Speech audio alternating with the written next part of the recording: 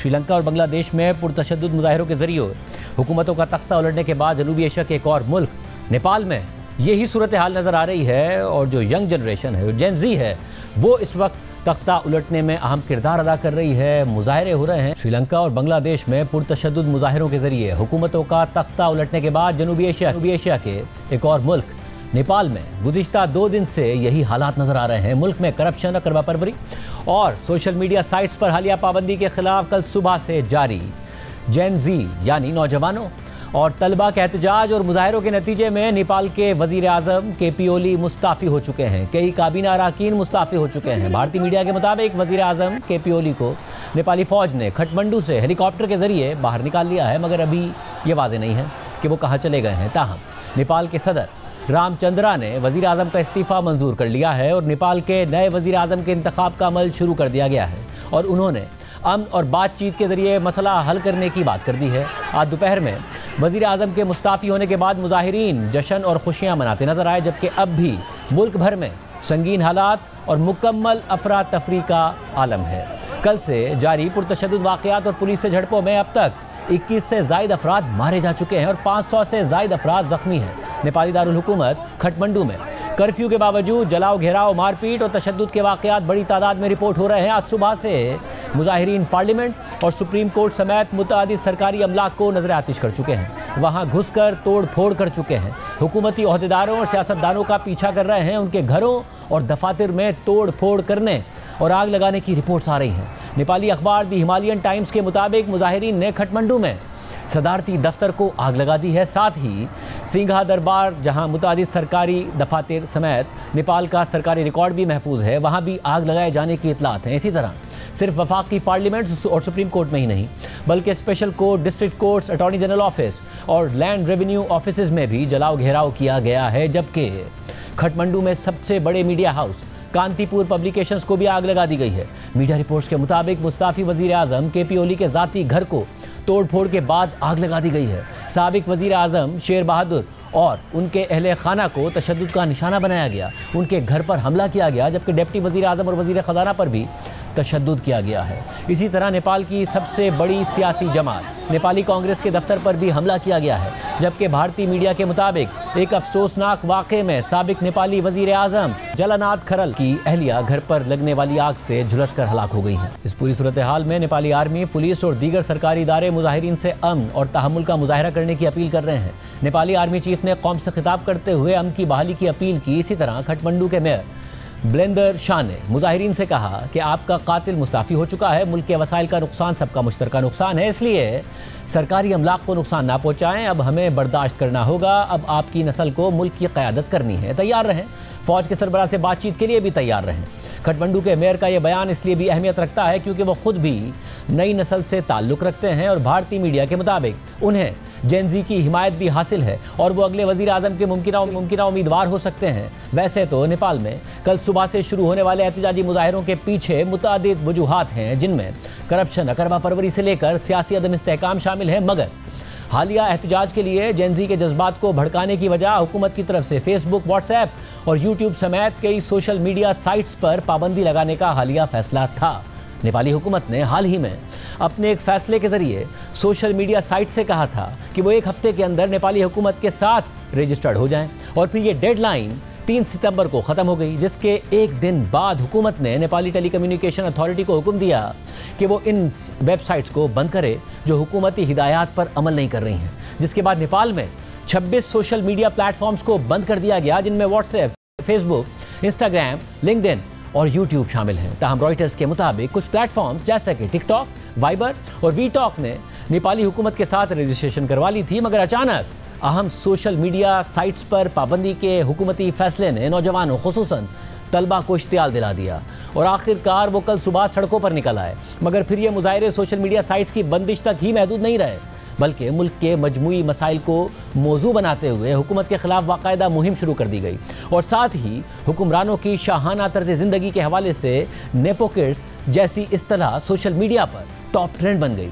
इस दौरान मुजाहिरीन की पुलिस के साथ झड़पें भी हुई, जिसके नतीजे में कल ही 19 अफराद मारे गए थे, जबकि मुतादिद जख्मी हो गए थे। लेकिन फिर रात को हुकूमत ने सोशल मीडिया साइट्स पर से पाबंदी उठा ली थी। लेकिन जेनजी के मुजाहिरे ख़त्म होने के बजाय बेकाबू हो गए और आज सुबह से पार्लियामेंट और सुप्रीम कोर्ट समेत मुतादी सरकारी अमलाक में जलाव घेराव किया जा रहा है, तोड़ फोड़ की जा रही है। यहाँ तक कि कई वज़रा समेत वज़ीर आज़म को भी मुस्ताफ़ी होना पड़ा है और अब एक नए वज़ीर आज़म के इंतखाब पर गौर किया जा रहा है। नेपाल में कल सुबह अचानक शुरू होने वाले गैर मामूली मुजाहिरों के हवाले से अल जज़ीरा से बात करते हुए नेपाली सहाफ़ी रामयाता लिम्बो ने बताया कि काठमांडू की सड़कों पर ऐसा लगता है कि जैसे किसी के पास कंट्रोल ही नहीं है।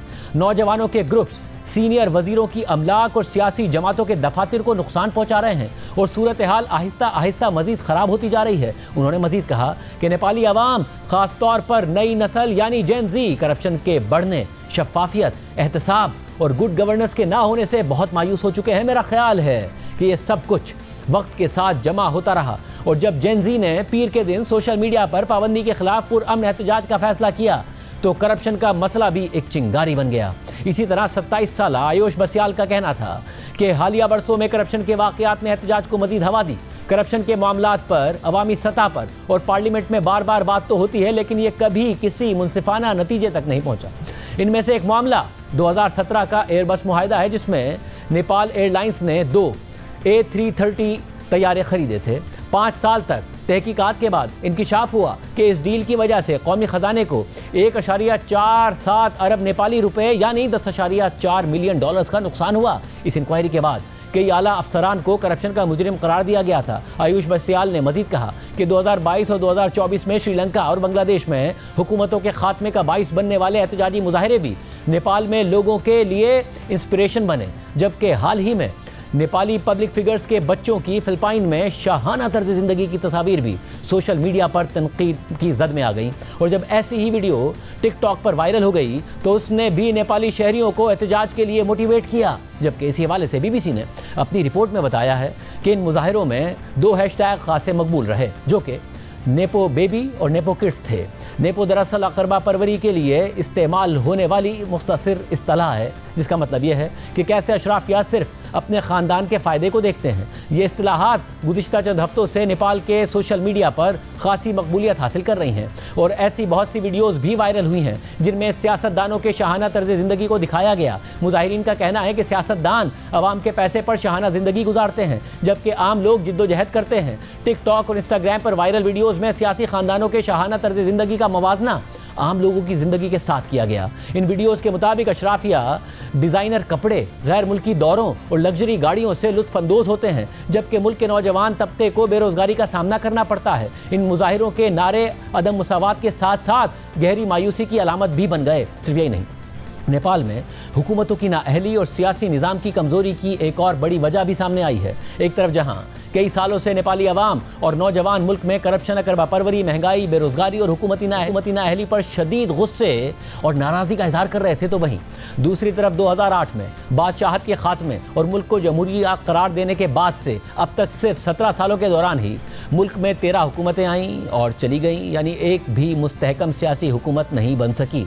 अल जज़ीरा की नेपाल में 2008 के बाद से 13 हुकूमतें तब्दील हुई हैं, मगर मौजूदा हालात सबसे बदतरीन हैं। ये 2006 के उन हालात से भी बहुत ज़्यादा पुरतशद्दुद हालात हैं कि जब बगावत के ज़रिए नेपाल के आखिरी बादशाह को अपने एग्जीक्यूटिव इख्तियारात छोड़ने पर मजबूर किया गया था। उस वक्त कम अज़ कम 18 अफराद हलाक हुए थे और फिर 2 साल बाद नेपाली पार्लियामेंट ने बादशाहत ख़त्म करने के हक़ में वोट दे दिया था। मगर वक्त के साथ साथ बहुत से नेपाली अवाम मौजूदा निज़ाम से मायूस हो गए हैं और कहते हैं कि ये निज़ाम सियासी इस्तेहकाम लाने में नाकाम रहा है। मार्च में काठमांडू में साबिक बादशाह के हामियों और पुलिस के दरमियान झड़पों में 2 अफराद हलाक हो गए थे। ये रैली बादशाहत की बहाली के मुतालबे के लिए निकाली गई थी। रिपोर्ट के मुताबिक अगरचे वजीर आजम KP ओली ने इस्तीफा दे दिया है, लेकिन ये वाज़ेह नहीं है कि मुजाहिरीन यहीं पर रुकेंगे या नहीं, क्योंकि उनमें से बहुत से लोग हुकूमत के खात्मे का भी मुतालबा कर रहे हैं। ऐसे इकदाम नेपाल में मजीद अदम इस्तेहकाम पैदा कर सकते हैं। जहाँ 2008 से अब तक 13 हुकूमतें आ चुकी हैं, मगर अब गुज़िश्ता 2 दिन के एहतजाज में शरीक नौजवान या जेन ज़ी कह रहे हैं कि अब नेपाल की बागडोर नौजवानों के हाथ में आ गई है। देश हमारा है, ये जिंजी लोग का देश है। ये नेता लोग सब भाग गया, ये नेता लोग काम चोर है, भ्रष्टाचारी है और ये देश के लिए ये जिंदगी ने 2 दिन में सब कुछ कर दिया।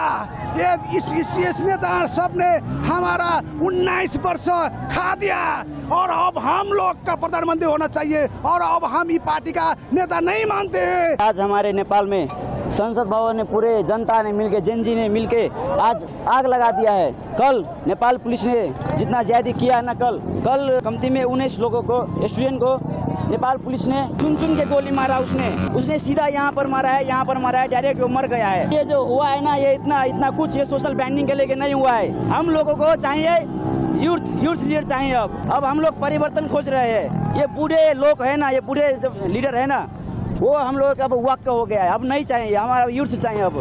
अब सब जेनजी का मांग है यूथ। अब स्टूडेंट को ऐसे तरीके से मारेंगे तो कौन सा देश चलेगा? ये सब बहुत क्रूरल देश जैसा हो गया, क्रूरल शासन हो गया है। ये तो गोली का शासन ऐसा नहीं चलता है, कोई देश में ऐसा नहीं चलता है। ये एशिया में ऐसा कम्युनिस्ट शासन आता है, इतना छोटे देश में तो कैसे चलेगा? तो कभी भी ऐसा नहीं चल रहा है। हम लोग का डेमोक्रेसी लाया, इतने आदमी मर के डेमोक्रेसी लाया। ये ऐसा डेमोक्रेसी किसको चाहिए? किसी को डेमोक्रेसी ऐसा नहीं चाहिए। आप लोग देख रहे हैं संसद भवन कितना जल रहा है। यहीं पर नेता लोग अपना भ्रष्टाचारी लुकाते हैं, बैठते हैं। अब क्या हो रहा है देखिए, आज सभी नेता लोग का घमंड तो टूट ही गया है ना। आप लोग भी देख रहे हैं